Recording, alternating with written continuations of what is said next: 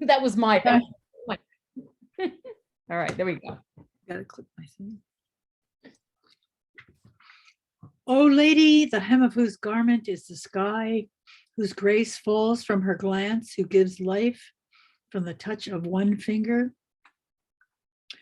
O lady, whose hair is the willow, whose breath is the river song, who lopes through the Milky Way, baying, stars going out. Oh, lady, whose death's head holds 1,000 eyes, eye sockets black imploded stars, who trails frail as a northern virgin on the mist. Oh, lady, fling your bright drops to us, emblems of your love. Throw your green scarf on the battered earth once more. Oh, smile, disrobe for us, unveil your eyes. That's Diane DePrima. That's quite lovely. Nan, welcome. So we just basically had a lovely little prayer that Maka gave us. And I want to welcome you to the Earth-Based Spiritual Action Team. I'm good to see you again. So today, to just remind everybody, what we're going to be doing is really, this is going to be on some level, just introductions.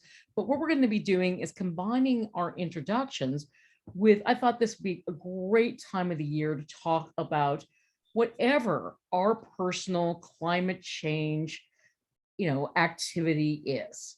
It doesn't necessarily have to be CCL, it could be. So I thought we would talk about our name, where we are, what our personal passion for this year is going to be, and what we're planning, if anything specifically, what is our goal and how we're planning to get there. Because I thought that might give each other a little bit of ideas for things that might excite us. So, I will go first. I'm Andrea Joy. I'm in lovely Hillsboro, Oregon. It's gorgeous here. Well, obviously, to me, Citizen Climate Lobby is my passion. That's where I have decided to put most of my climate change activities in. My goal, of course, is to get more participation in this group and to get us a combination of times when we are just talking among each other, because I think that's super important, and having speakers in to inspire us. So, and to engage each of you to contribute to this group, because one of the cool things about being an Earth-Based Spiritual Action Team member is that, seriously, we are all leaders. I like to take an indigenous approach where just because I'm the leader right now, that's just who I am right now. Hopefully some other time will be somebody else. And because I think that's a much healthier way to run an organization. So that's a little bit about me. I'm going to go ahead and pass the virtual baton to Maka. Well, I'm Maka and I'm in Northern California, in San Francisco Bay Area. And I participate in an organization. I'm one of the founding members of a group called Marin Interfaith Climate Action. And I'm the token pagan. And what I'm doing at the moment is preparing a flyer for a book study that we're presenting online of a book called, tell you in a minute, Sacred Earth, Sacred Soul, by a guy named, hold on, hopefully, a guy named John Philip Newell. And it's Sacred Earth, Sacred Soul, Celtic Wisdom for Reawakening to What Our Souls Know and Healing the World. And the idea, this wasn't my idea, but I'm just doing the flyer for it. But the idea was to, engage more people, both in being interested in working with us and, I'm having focusing on building relationships, learning, listening, and sharing deeply with each other on specific topics on the environment, sacred relationships, and our interfaith community, to lay a foundation for building sacred community committed to our vision and mission and 5 program alternatives, which we have. Anyway, that's the group I work with. It doesn't take, I'm supposed to be doing their website. I did the website, but now I can't figure out anymore. I have to update it. I can't figure out any more stuff. So I'm resisting, but I sometimes try to take tutorials one at a time. And I'm behind on that, but I'm going to do the flyer. There's so little things, but they add up. And that's the whole point, I think, is that one of the things that all of us know is that no action is small. Anything that moves it is moving it. Why don't I go ahead and call on Nan? Nan, why don't you go next?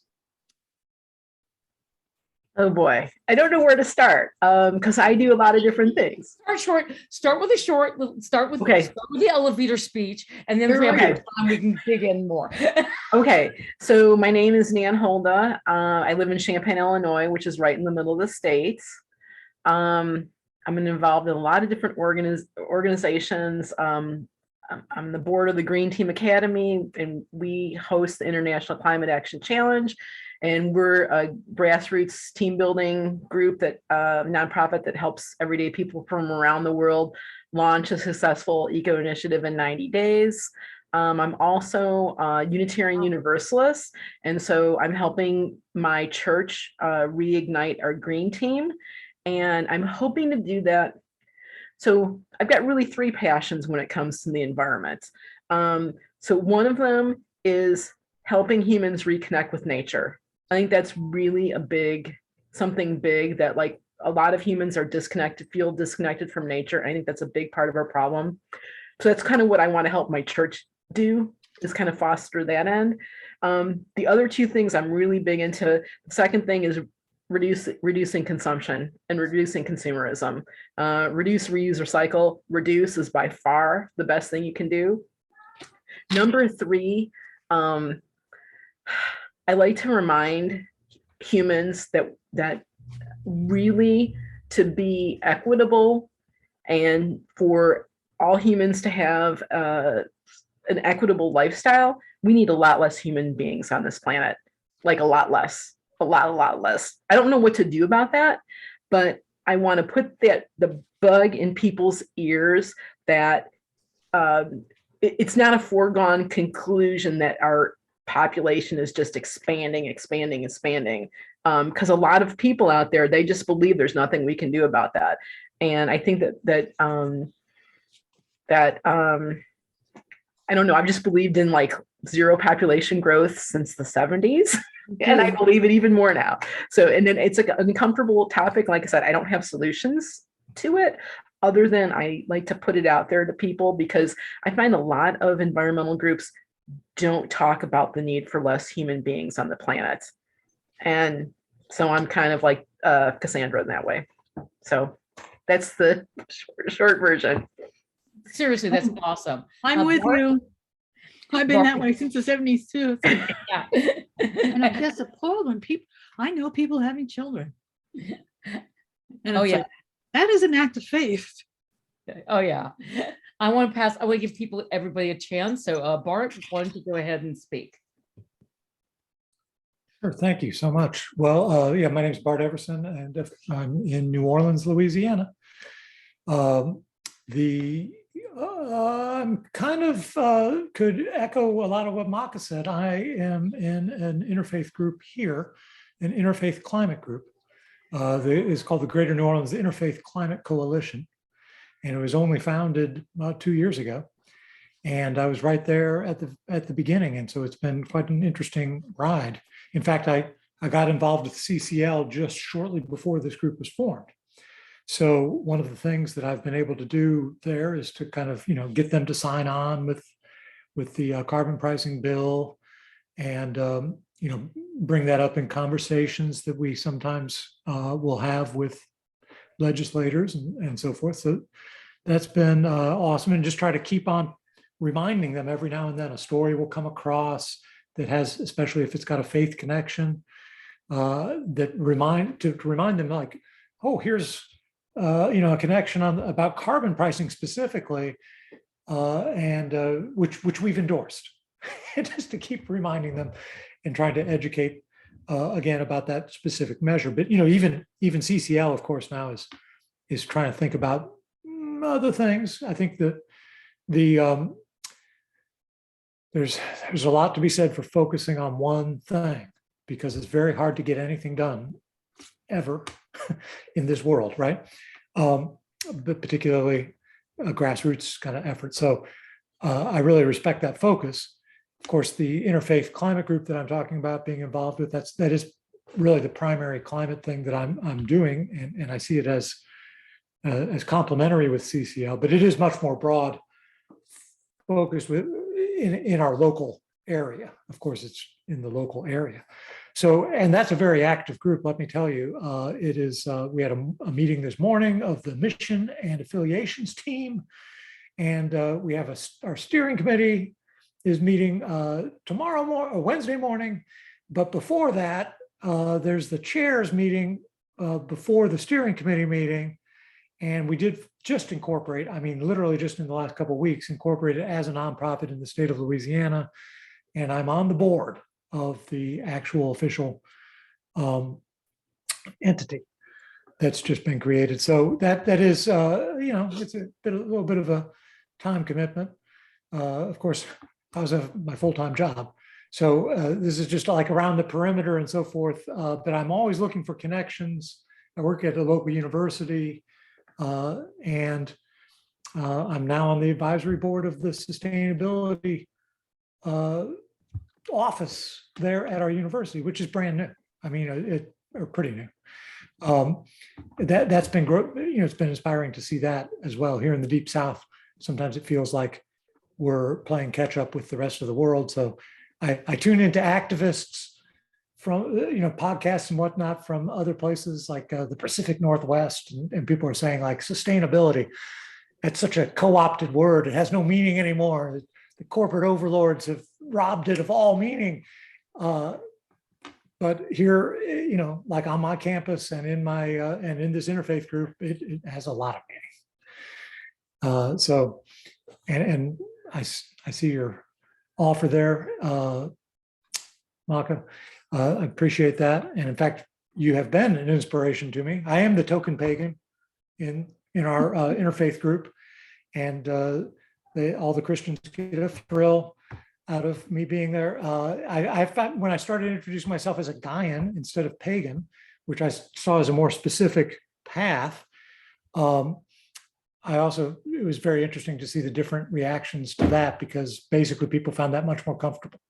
They're not quite sure what it means, but they liked it a lot more than, but pagan was kind of scary. Nightmare is too. Yeah.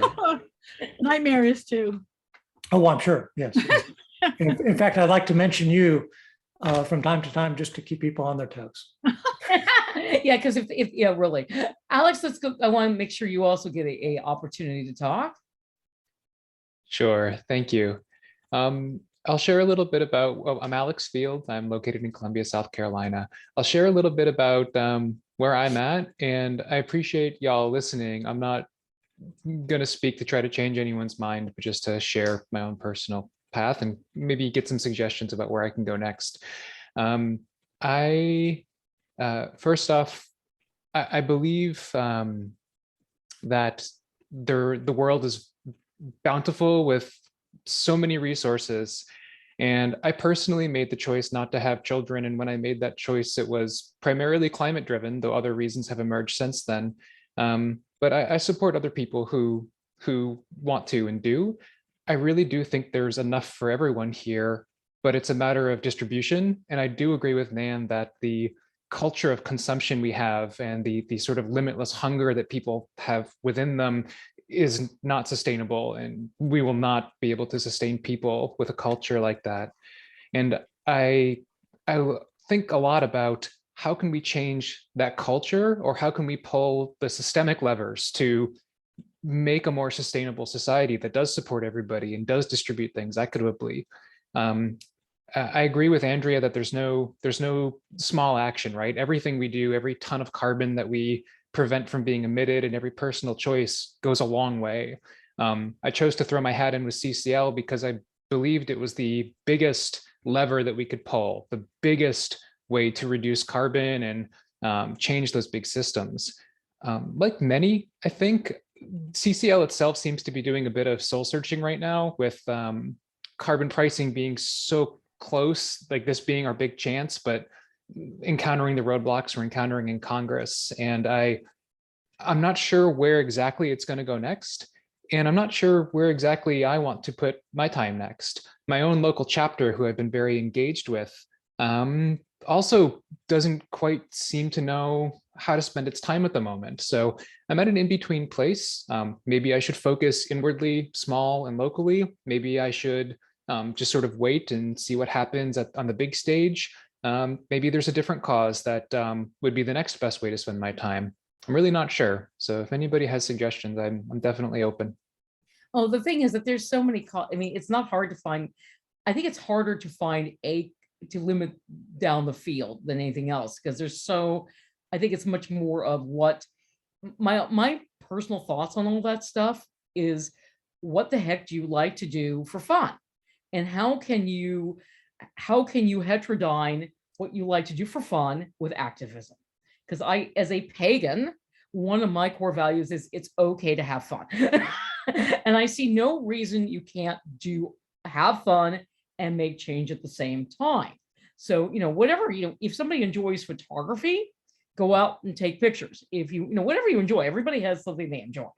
So why not look for something where your core values and your fun intersect, and go do that. It's not like you're married to it. If you try it for a while and you say, no, this other thing's really calling to me, you can change.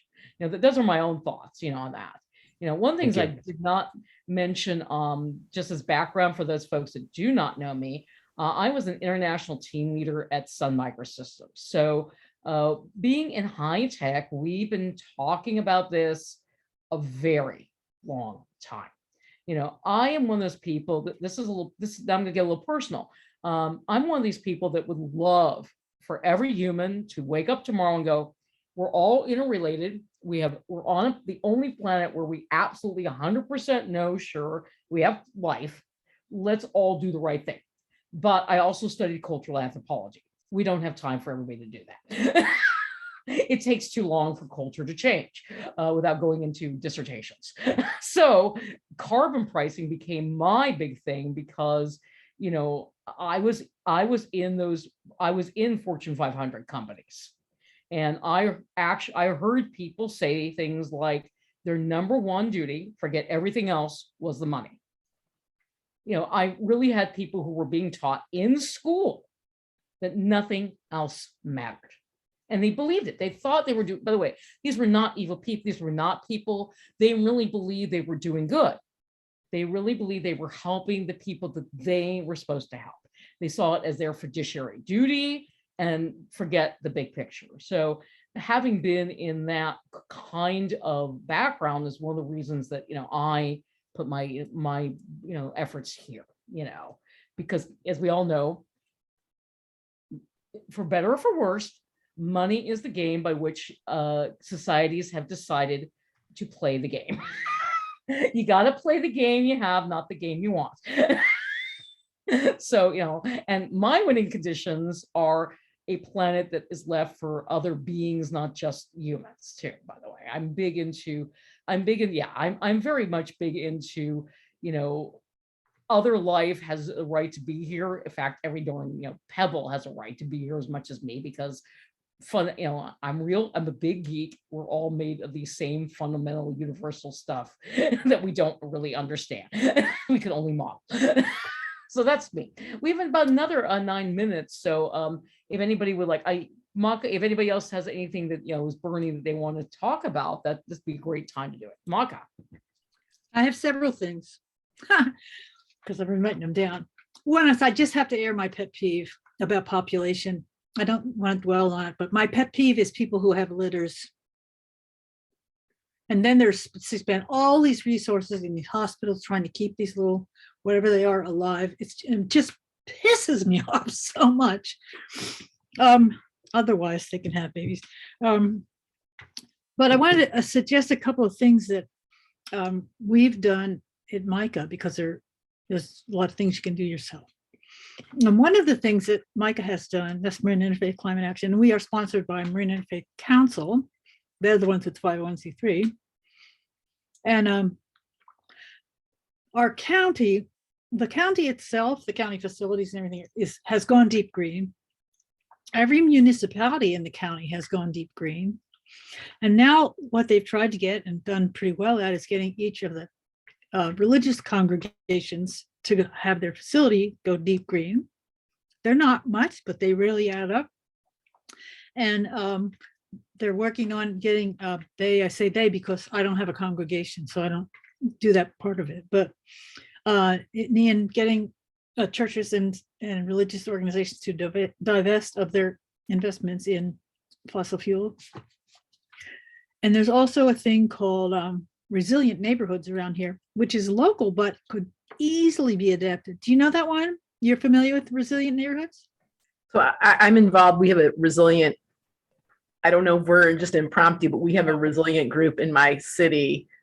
It's a small It's like collective. an official. I'll try to remember to. Okay, so ours is like unofficial, but it's pretty cool. But we're a little resilient Champaign-Urbana group. Yeah, that's not formal, but anyways, we support each other. Formal, and they try to convert. They try to get people in different neighborhoods to do it as well. And they have a whole setup. They have training and all kinds of stuff. So they're pretty formal. And we also had produced a talk on wind power, which is linked onto this site that Joe Carson did, who spoke to us one time. And the thing that I'm really, really interested in getting people's awareness up about is microgrids. You never hear about microgrids. But when you got a power outage, you're pretty happy to have microgrids. We don't have them, I think more they should be the norm rather than the exception. So Thank you, Maka. I appreciate the suggestions. Yeah, those are great. Yeah, I'm big into microgrids. Go ahead, Nan. Okay, so just a couple of things for Alex. Andrea, I agree with you. Like, go for whatever you're passionate about, because that's like really. I have people like asking me all the time, like, I want to get involved in the environment, but I don't know where to start. I'm like, well, what are you passionate about? And also kind of like, what are your skill sets? Because that's your skill set is how you can really make a big difference. And then the other thing to think about that we always say in the Green Team Academy is there's basically three ways that you can affect climate change.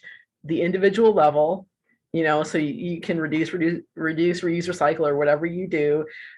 There's the policy level, which is what CCL is doing. But on the policy level, that's really hard work. It takes a really long time to like see any results. And then what we like to think of as the sweet spot is like the community and the institution level. And so, Alex, if you're not involved with something with your community or an institution that you're involved with, you might want to look into something like that or start something of your own. And then the other thing I want to put a plug in, there's a policy group. If you really like policy, there's a group called Climate Crisis Policy, but then they're also changing their name to Earth Bill or the Earth Bill Network. And so this is a national group, and what they're trying to do is come up with like a list of like 10 bills that they can get everybody on both sides of the aisles in agreement on as far as climate. And they're working really hard at just like, getting, what can we get both sides of the aisles together on?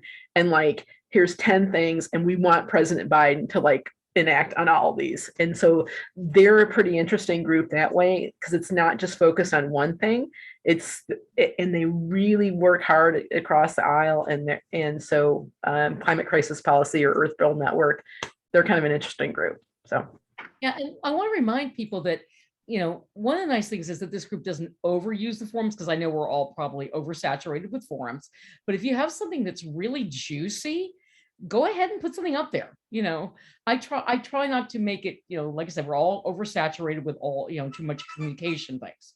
So, but if you have something really juicy like what you're talking about, I'm sure other people would love to know about it, because that's one of the cool things about an organization like CCL is, you get to know about things you wouldn't get to know about.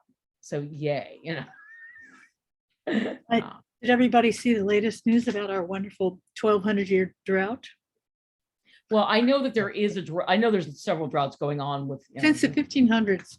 But in Central Illinois, we're the opposite. We're kind of get a lot of rain and a lot of soggy. snow. You're all soggy, and we're all dry and dusty. Oh yeah. But people are really I find people are kind of oblivious about conserving water. It makes me nuts. I mean, we're not allowed to water, which we don't, or wash cars or anything, but we've been using gray water to the extent we can. Yeah, I'm with a local a group for one of the local a state representative, and we're kind of like a sounding board for her. And I'm just amazed that there is no sort of like I don't know what you want to call it, like a graduated, like for water fees or something. So the more you use, the more you have to pay. They're going to Because, start like, finding them now. Because like if you had that, people would be, financially encouraged to reduce their consumption of water. You would think, but in places like Los Angeles, where you got bazillionaires, they just pay the fine. It's nothing to them. And we don't even have that. We just, everybody pays, you pay the same rate here. And it's like, it makes no sense. I mean, up to a certain amount for like, I per would think person, it would be for a family, like per person, like, okay, up to this amount, water is really cheap. But then like after a certain amount, like let's start like raising it up. And when it gets really crazy, then it gets, then you pay like a really high amount. And it should be easy to like put that in. Andrea, you probably know more about the computer aspect. Oh yeah, of, like, I won't billing bore you like that, but I won't but- bore you. It's very easy to do the algorithm. I'll just put it that way. but it's, you get a lot of Republicans who are like, you are not going to do that like with our water, or I don't know, whatever. There's a lot of pushback about it. I'm like, it just seems to me like, isn't that a really obvious way that you could get people to like use less water? Or the same thing with like garbage. I mean, I pay the same amount as my next door neighbor, and I throw away like one small grocery bag of garbage a week. They Just let have, you know we've got like one more minute, so okay. I think we're gonna have to stop. Okay. This has been a Oh, that's great, good. seriously, this has been a great discussion, and maybe some other time we'll do this again because, like I said, I want to intersperse. So we will see everybody next. And we can use the list. We can post these Absolutely. conversations. There is absolutely, you can continue the conversation, and I encourage that on the CCL forums. Let me say thank you to all of you too. I'm very grateful for all the work you're doing and grateful for the suggestions. Thank you. Yeah, We really. do. Always great to check in with you. Yeah, good seeing everybody. All right, God now. bless Thanks you. for everybody's work. You too. Take care. Bye. You-